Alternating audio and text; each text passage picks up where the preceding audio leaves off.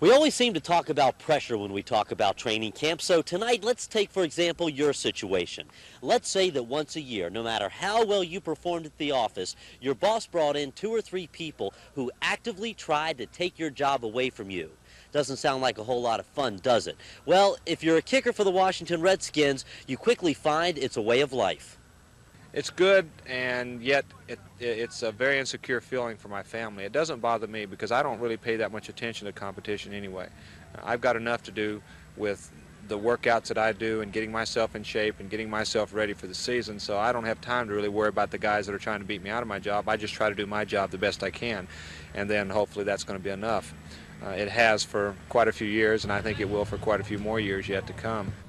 After his brilliant 1982 MVP season, Mark came back last year in excellent form. He scored more points than any kicker ever had in the NFL, breaking Jim Turner's record set in 1968. But for Mark Mosley, it's his 13th year in the league, and once again, the youngsters are after his job.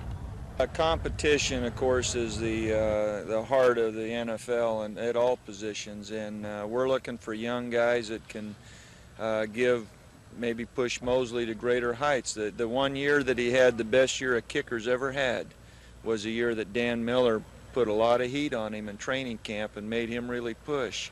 And he rose to that challenge, and then he came off with a great year. As for punter Jeff Hayes, 1983 wasn't really a great year, but it was better than 82. 30 of Jeff's 72 punts were down to inside the 20. And the North Carolina graduate added kickoffs to his punting chores, making him a better bet to make the team. But the main man continues to be Mark Mosley. Neither he or young Jeff Hayes will play this game forever. Someday, they'll be replaced. Sooner or later, both of these guys will be beaten out.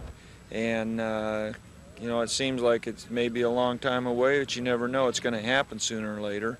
So every year some of these young guys come in, and they just might be the guy that does it sooner or later.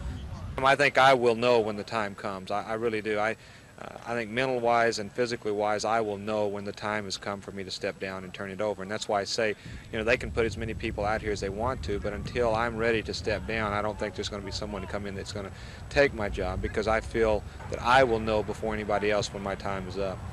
In Carlisle, I'm Bruce Rader for TV 10 Sports.